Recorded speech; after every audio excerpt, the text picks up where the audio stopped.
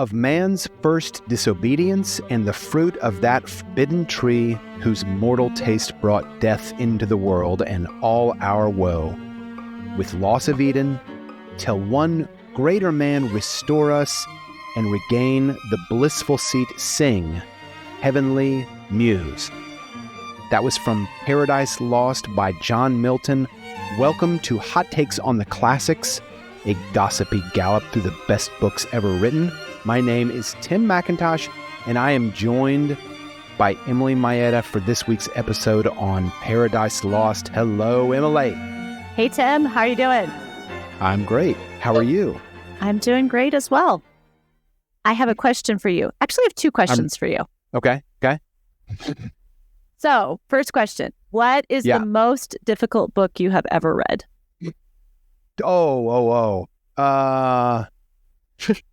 Immanuel Kant's Critique of Pure Judgment. Okay. I hated it. It was so hard. Okay, that's fair. Oh my gosh, it was so hard. That's fair. Okay, here's my second question. Is that a setup for what we're about to discuss, Emily? A little bit, yeah, but just hold on. I've got another one. Not related. Okay. How do you kill an angel? It's impossible. I've got friends who have tried. Yeah. No, I don't know. How do you kill an angel? I don't know either. This is one of the difficulties that we are going to encounter in this book, Paradise Lost, because there is a war in heaven, which, that's maybe a little bit tricky, but how do you kill an angel? It's something that John Milton will deal with. So we'll get to that. Okay. But Emily, is this the hardest book you've ever read? It's not the hardest book I've ever read, but it's among the hardest books I've ever read. Yeah. It's so dense.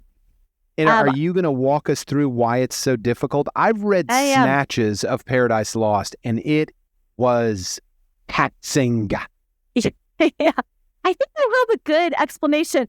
I'm going to kind of go with C.S. Lewis's explanation about why this is, or why Milton writes as he does. And I think it's a really, really fair point. We've had a couple other stories that we've gone through. For instance, Beowulf. And you talked about in Beowulf that Tolkien was Beowulf's great champion in the early 20th century.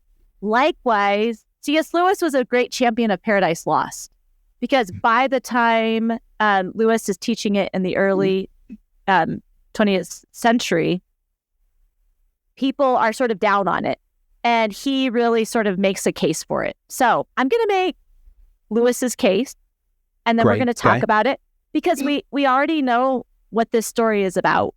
The story is about, just as John Milton said at the beginning, it's the Christian story.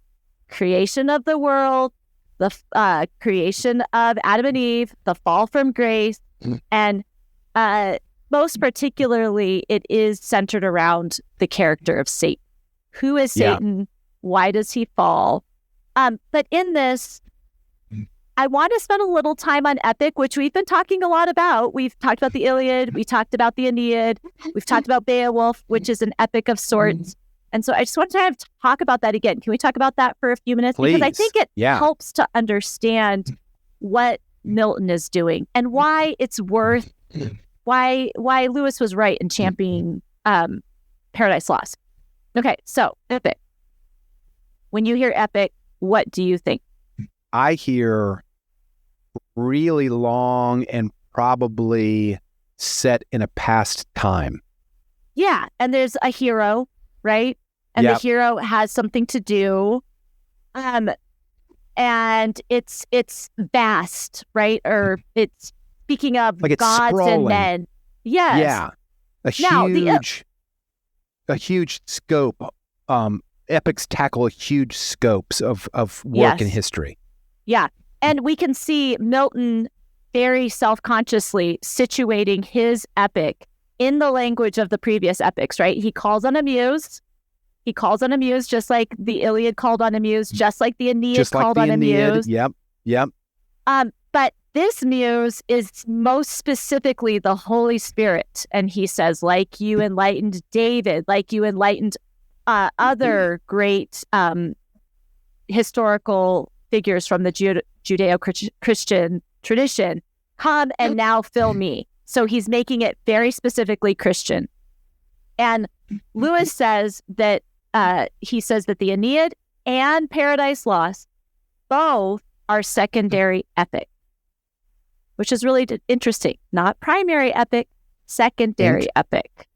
Okay, and so the idea being the Aeneid is a secondary epic because it kind of copies, it echoes the Iliad and the Odyssey.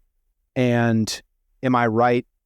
Paradise Lost is secondary because it echoes the storyline of the Bible. No. But No. Good guess. No. Okay, I tried. He says primary epic is about the hero and what the hero does, but it's set against a backdrop of sort of meaningless flux, right? There's a real fatalism to the Iliad, which we've discussed before. Yeah. And he says that even that is inherent in Beowulf. Beowulf, is sort of set against the workings of the gods again. I mean, even though it's sort of Christianized and baptized.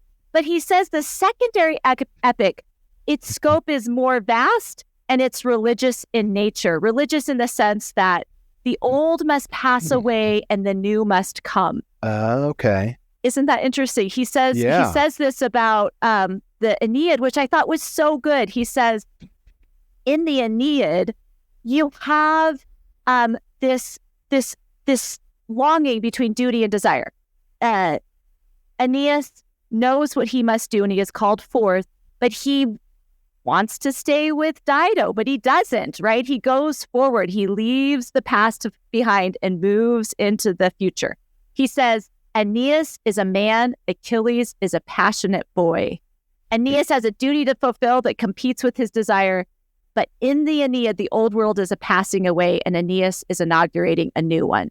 So isn't that a great one? But listen to this line.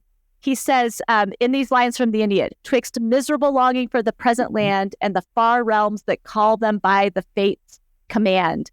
He says, it will be seen that in these two lines, Vergil, with no intention of allegory, has described once and for all the very quality of most human life as it is experienced by anyone who has not yet risen to the holiness of a saint or sunk to animality. So I thought that was great. He says that wow, that is great. Isn't that amazing?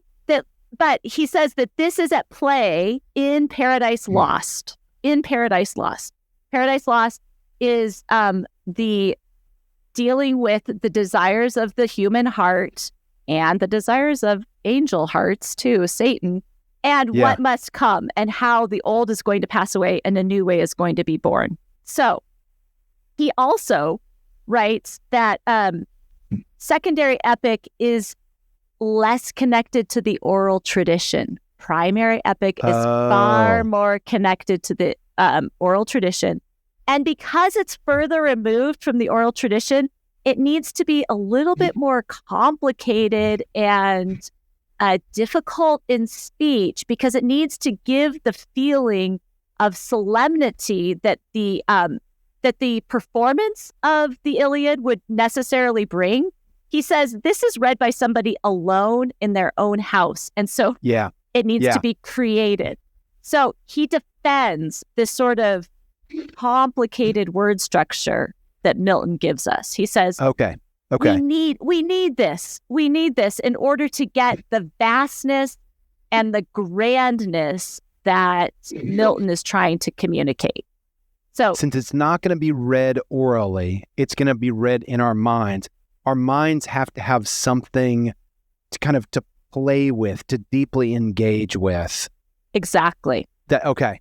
Yeah. And I mean, he says this is how Vergil, because Vergil is not writing this to be the Aeneid to be recited, right? He's writing it for Augustus, and it's complicated Latin. Yeah. Likewise, John Milton was a great student of Latin and Greek, and so likewise, he's doing something similar. Okay. So, do I convince you? Tell us about John Milton. Did I convince you on secondary epic? Secondary epic. I'm convinced. Here it is, secondary epic. So, John Milton, what do you know about him? He went blind, didn't he? Yeah, he did.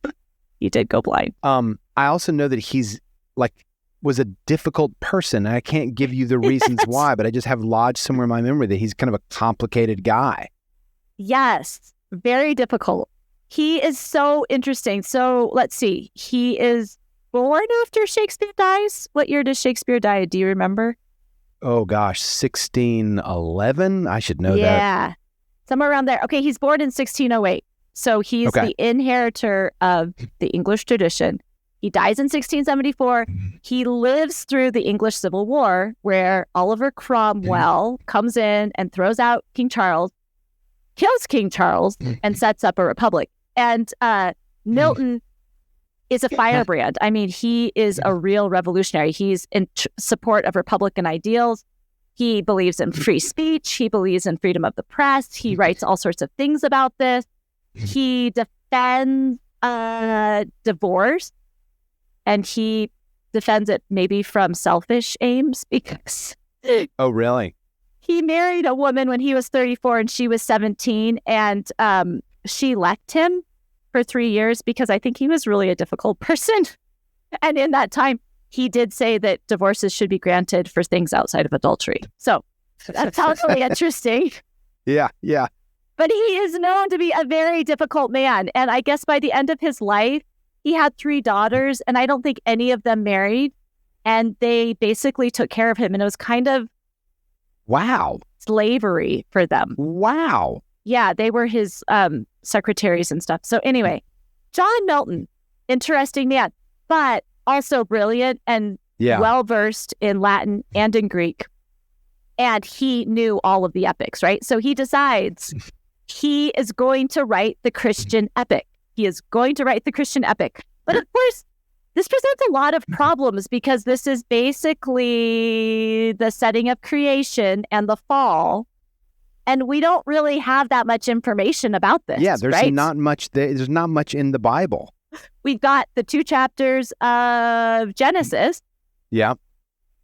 So he sets about filling this out in a full-fledged way. I mean, he is applying all that the medievals knew about the universe, about how matter works, about how reason works, and he's bringing all of that to bear on the Christian story, which is really, a weighty thing to be doing.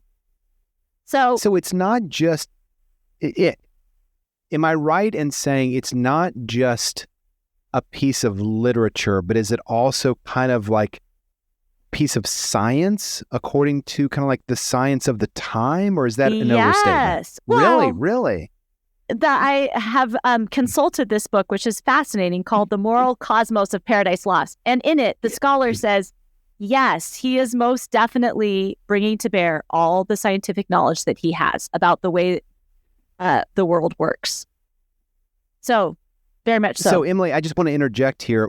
We did not talk about one of the other great epics, the Divine Comedy. We're not going to do that on this season. Yeah. Because it's not really about war. It's about the afterlife. But that epic, that rhyming Italian epic, was also not just a piece of literature, but it was thought to be also like to employ the latest scientific findings, such that when Galileo starts becoming more popular, his followers, in arguing for Galileo's views that the sun is the center of the solar system, argued against the Divine Comedy, which was written about 1300s, and we're talking, like late 14, early 1500s. Right. So I guess the notion that we have that when we pick up a novel, we're just reading a book of it's an imaginative romp, that we're going on, and it will include scientific facts, but it's not really like doing science. But it sounds like Paradise Lost, like the Divine Comedy, is kind of trying to describe the cosmos in a scientifically accurate way. Yeah, and it's not science for science's sake, but he is trying to embody this world that we tend not to think about, right? So this author says, Paradise Lost is an unusually scientific poem. its author had consciously and frequently introduced his ideas concerning physical nature. It is hardly possible to demonstrate that Milton was scientifically a learned man, but there is abundant evidence of his enthusiastic interest in science. So Wow. wouldn't it be sort of compared to current writers who write science fiction, right? They may not be Okay. scientists themselves, but they are knowledgeable about it and are trying to create worlds in which their knowledge makes sense, right? And instead of science fiction, which tends to cast a future look at civilization, this is looking back. Yeah. Okay. Yeah. But filling it out with how he thinks. So his world, the world of Paradise Lost, is a very well mapped and well considered world. How does this all work? And like you said with the Divine Comedy, this is the Ptolemaic universe. So the Earth is the center, and we have the spheres that are all around it. And this is constantly being described within Paradise Lost, right? Constantly. So how does Satan fall out of heaven, get to Earth, and then is banished down into hell? Where do all these places occur? Well, Milton has a way of conceiving of them, right? This is so interesting because, just to restate what you've said, Genesis doesn't really talk about the fall of Satan. Exactly. We get stuff about Satan, kind of like sprinkled throughout the Old and New Testament, the temptation of Christ. And we see the devil in Job.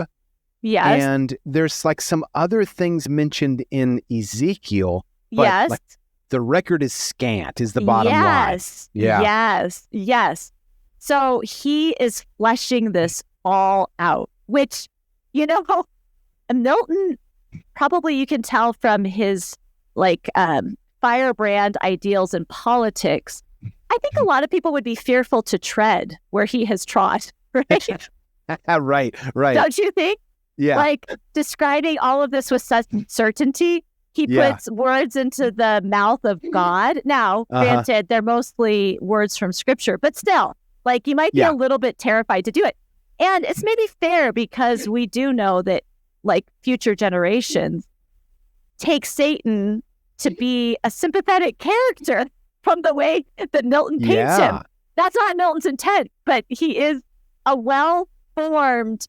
It's easier, people have said, to personify evil than to personify good. And that's one of the criticisms of this poem, is that Satan comes out as the most compelling figure, right?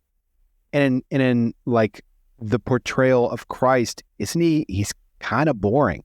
He's a little, yes, which is terrible. Okay, so here, let's get to the poem and the way he sets it up, because our main focus is the war in heaven, which, people have found to be problematic. War in heaven, that's it's a little problematic. Right.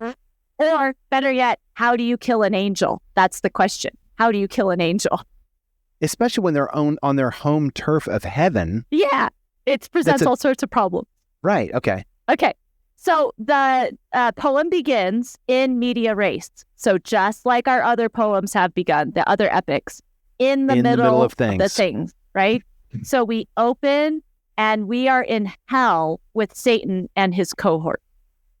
So they're just waking up from being routed out of heaven. And they're all like, hey, what's going on here? What happened to you? What happened to you? And the list, bloodied and bruised from a long fall kind of thing? Well, and diminished in their glory, right? Because they're now outside of... And Milton has this exhaustive list of Near Eastern gods, Egyptian gods, Greek gods, Roman gods. They're all there in hell, which is really kind of funny, right? So interesting. Oh, Isis and Osiris and I think Neptune. I mean, he just goes to all of the pagan religions, takes their gods, and they're all in hell. So, and is there a sense where those gods where were they before the fall? They were angels in heaven before the face of God. Okay, and so when the Roman gods are, wreaking havoc on the battlefield, those are kind of like fallen angels. Does Milton think these are fallen angels that are actually definitely engaged in warfare? Really? Yeah, the fallen angels, right? These demons in the future will become the gods of these different religious groups. So that's the implication, right? So Moloch is down there in hell, and Moloch will become the god of the Philistines, right? And Isis and Osiris are down there in hell, and they will become the gods of the Egyptians. So this is cosmic. So they're and down scope. there, they've fallen, they're kind of confabbing about what just happened. They're like not full of glory anymore. And what do they conspire to do?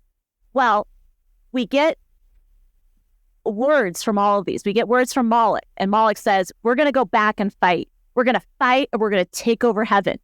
So that's Moloch's advice. Then Belial, another ancient god, says, no, let's just accept this and sort of enjoy hell. It's not so bad after all. Okay, yeah. But he doesn't say it like that, right? He says it in very complicated language that's a little bit hard to understand. And then we get Mammon, and Mammon says, let's set up an empire. So let me just read you some of Mammon's words so you can hear the complexity of the language. Okay, yeah.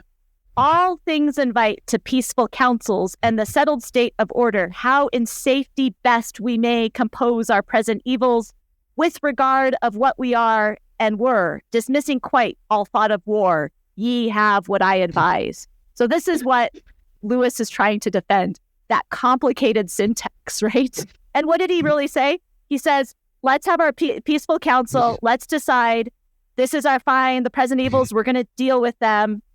And let's get rid of thinking about war. That's what he just said. But he didn't say it that way. Yeah. It's dense. The language is super dense. And then we will have Beelzebub. And Beelzebub says, what we're going to do is we're going to go corrupt the new creation. That's what we're going to do. So we're down here in hell. We need somebody to get out of hell, go to the new creation, and corrupt it. And who's going to do that? But Satan. They're going to take their liege lord. So basically there's like, hey, let's there's a few different positions in hell. Let's go back to heaven. Let's take over heaven. No. Let's stay in hell and let's be content here. And then like this moderating position is, I know, let's go to earth. Yeah.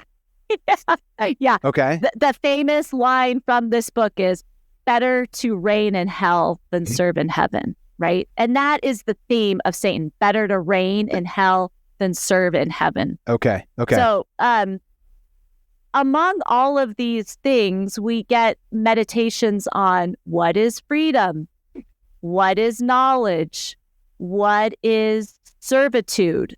And these are going to be themes that keep being brought up all the way through. So that's the start. So Satan escapes hell because he's in chains in hell, but he is able to trick the angels on the outside of hell, and they let him escape, and he makes it to earth. And Adam and Eve have been created, and Raphael, the archangel, comes to Adam and says, I've got to tell you, there's a terrible spirit abroad, and you've got to be wise. You can't fall to this spirit. He's going to try and tempt you, and you must be wise. And so Adam goes on a long journey with Raphael, asking him, well, how did this happen? What was creation? Tell me. So Raphael tells him. So this is where we get the war in heaven. Raphael relates it to Adam. So we get the past, right? We've started with the angels in hell, and now we go to the past. So, but before that happens, before we get to the war where we try to kill an angel, we have one of my favorite characters from all of English literature. And one of my favorite characters is Abdiel. Do you know Abdiel? No. When Satan comes to his legions and he says, look, the sun has been elevated above us. Now God wants us to worship his son. I'm out of here. And who's coming with me? So he takes his angels, and Abdiel is the only angel that stands up and says, absolutely not. And he leaves Satan's legions and he goes back to the unfallen angel. So, but this is what he says to Satan. Can I just read it to you? Yeah, it's please. So good. Okay, but you can hear the language once again, which is not easy to understand. That golden scepter, which thou didst reject, is now an iron rod to bruise and break thy disobedience. Well, thou didst advise, yet not for thy advice or threats I fly, these wicked tents devoted, lest the wrath impendent, raging into sudden flame, distinguish not, for soon expect to feel his thunder on thy head, devouring fire. Then who created thee, lamenting learn, when who can uncreate thee, thou shalt know. So spake the seraph Abdiel, faithful found among the faithless, faithful only he among innumerable false, unmoved, unshaken, unseduced, unterrified. Dun dun dun dun. Man, what a great thing to have on your epitaph. I know. I love that. I've told this to my children. May you be unmoved, unshaken, unseduced, unterrified, right? How great is that? So you just see in your mind Abdiel standing up, like striding out of all of these faithless angels. You ungrateful ingrate, lament, who can uncreate thee, thou shalt know. What a great passage. So Abdiel leaves. Now, Emily, Abdiel, is there any record of Abdiel in the Old Testament? Oh, no. This is a total creation. A total creation by Milton. He didn't borrow it from some other source. This is just, okay. But isn't it a great scene? I mean, Milton is such a picture drawer of like this vast army and listening to Satan and all of them saying, yeah, we're not going to worship the sun. How dare God ask us to do that? And Abdiel, like the lone voice in the whole wrong, saying, you are so wrong and I'm leaving you because you're also wrong. Like, that is what we want our kids to do, right? Yeah, right. Be the one to stand up when everybody else is saying it. So now we have the war.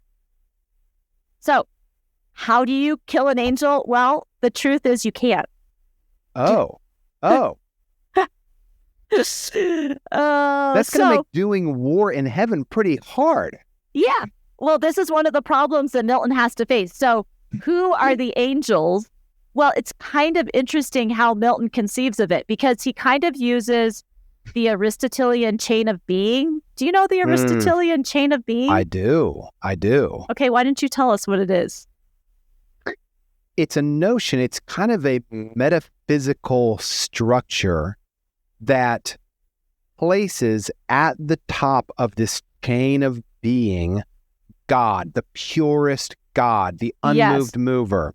Yes. And then, like, the closer we get toward, well, I don't know, the more mundane we get in complexity of life, that's the kind of chain, a descending chain from the pure unmoved mover all the way down to a single cell amoeba. Yeah. And all of these different, so they're all, everyone on the chain of being is kind of participating in being from highest to lowest. Right. And things get done, things get executed, things get actioned by kind of the middle tier in the great chain of being.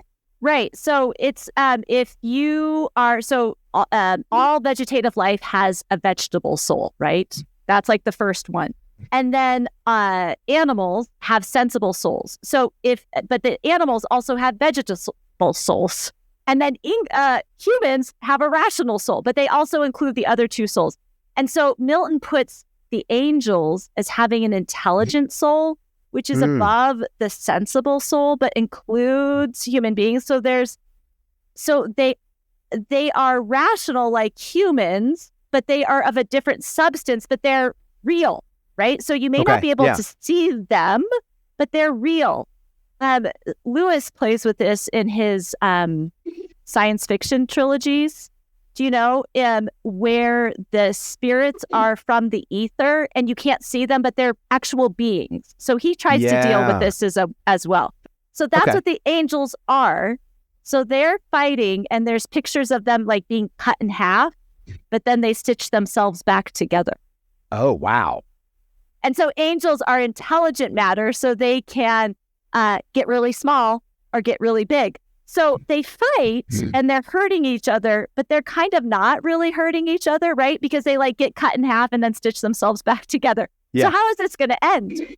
Well, Michael comes and deals like a really hard blow to Satan, and Satan retreats. And then there's night, which is also weird. Night in heaven. Okay. Next day. Like a horse riding armor-plated knight.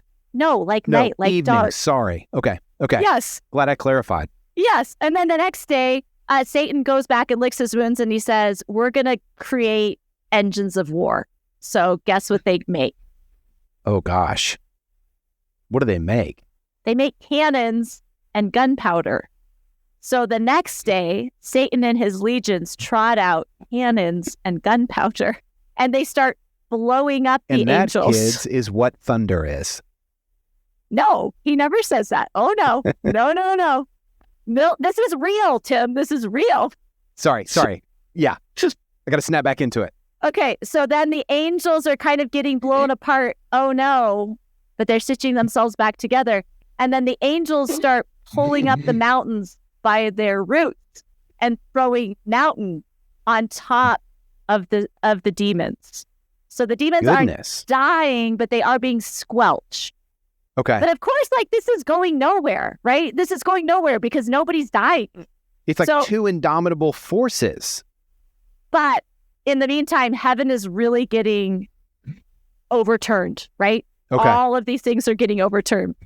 So the next day, God comes to Christ and says, they can't kill each other. So we're gonna have to do something different to get rid of these demons.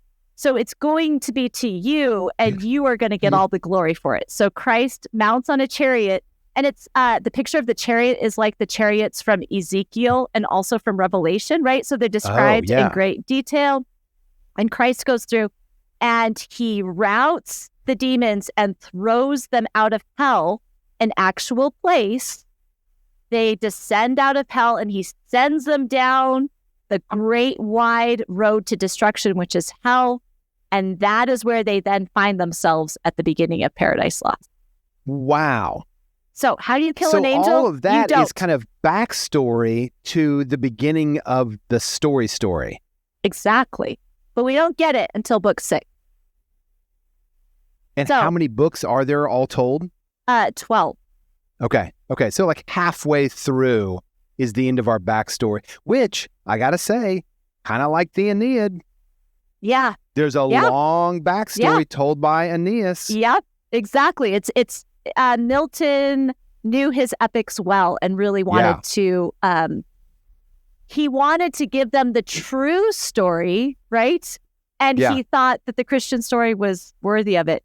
I mean, he faces all of these really tricky problems, like how do you kill an angel, or war in heaven more properly, right? Like that's kind of open to debate. Was there a war in heaven? Right. Is that, I mean, we do have archangels. I guess he sort of extrapolates from archangels. Michael, like in the book of Daniel, he says, I was delayed because I had to fight the demons. Remember that? Yeah, right. So, I do remember that. So he takes that, does Milton, and just like runs with it. Expands a whole cosmology out of it almost. Okay. Yeah. Respect. But he has so much about freedom and servitude. You know, the angels are always telling the demons, it's not servitude to do what you were created to do. Servitude is being enthralled to yourself. There's all these great meditations on the nature of knowledge. What is it? What is knowledge? And what should we know? And so there's so much there. It's dense, deep, complicated, and yet it's a great, I mean, it's worth the read. It's worth the struggle. So Lewis says Paradise Lost should most definitely be read. It's not archaic. It's not from the past. You have to understand it on its own terms, and you have to appreciate it for that. Have you had students read Paradise Lost in your class? I have, and this is one of my... Tell me about that. Well, that's what I tell them. I say, look, this is one of the hardest things you'll ever read in high school, for sure. You know, they're not reading Kant in high school, so I was like, Kant definitely beats Paradise Lost, but they're not reading Kant in high school. And one year I had the sister of a student who brought her sister's copy of the book to school. And she was like, oh my gosh, Mrs. Maeda, read what my sister wrote in the beginning. And it was this long meditation on how she had hated reading this book. It was so hard, but she thought about it every day since the day that she had read it. And it was so worth reading. And she was so happy that Mrs. Maeda helped her read that book because it changed her. So there you go. Victory, Emily, victory. Victory. So are you ready for my hot take? Oh, I am. I'm ready. Okay, here's my hot take. It's not, Milton, even though I love this book, Milton was a heretic. Oh, Milton was a heretic. The devoted late medieval, early Reformation voice, the great epic Christian writer, Emily Maeda says, was a heretic. Well, okay, let me defend myself. I'm not speaking to the state of where his soul is, so maybe heretic is the wrong word. But every time I reread it, even though there's so much in it that I love, he is an Arian, which we've discussed Arianism before. Really? But for readers who hadn't heard that episode, what is an Arian? An Arian is an early Christian heresy based off of the Bishop Arius, who contended that Christ was a really great man, but not God, that Christ had been created. And so if you read the Nicene Creed in your church, Arian would be like, nope, not really. Fully God, fully man, not really. He was like fully man, really great. Fully man. Made. And so we have a like the whole Satan's rebellion centers around the elevation of Christ to the Godhead, right? So there's the sense in which Christ is created. So I am struck by that the more times that I read it, even though I love so much of the poem. Like, Milton. And I feel okay saying that because Lewis said, Milton's an Arian. So it's not just me. It's also Lewis. The word heretic is a hard to define word because I think at a minimum it means you are out of keeping with traditional Christian orthodoxy, as articulated over the last 2,000 years. Exactly. At a maximum, it means you're not only out of keeping with the Christian tradition, but your soul is in peril of damnation because you are not, like you are in violation of core beliefs or something like that. And I hear you saying more the former, like he's an Arian. Go ahead. We'll let God sort that out, right? Right. But yes, I am more struck the more times I read it. That's crucial to what he's putting forward. Is that right? It is. Well, just in the sense that that's what inspires Satan's rebellion. Yeah. And you have to say the writing of Satan is really quite magnificent. As much as you don't want to admit it, you have to say Satan is a compelling figure. But it is interesting that he's not a compelling figure until the Romantic era. And then the Romantics are like, yeah, Satan. Yeah, throw off the shackles. That's right. Taking away what they should not have taken away from Milton. So Right. The Romantics were a complicated bunch. We will get to them during the next, we'll start getting into the Romantics because we are wrapping up the medieval world and their views on war. And now we're moving into the modern world. In the modern world, warfare is defined probably chiefly by one main character, and that's Napoleon. So we're going to be reading a lot about and adjacent to Napoleon. Emily, I want to thank you for being on the show, and I want to thank our listeners for joining us for Hot Takes on the Classics. We also want to thank our producer. Listen, our producer, Clark Stefanik, makes us sound much better than we are. We also want to thank our platform, True North. Check out Classical You, the podcast, on the True North platform. Our friend Jesse Hake is there. You'll really enjoy it. Thanks also to Tom Hagerman, who wrote and performed our music. Thanks for joining us, and join us next time on Hot Takes on the Classics.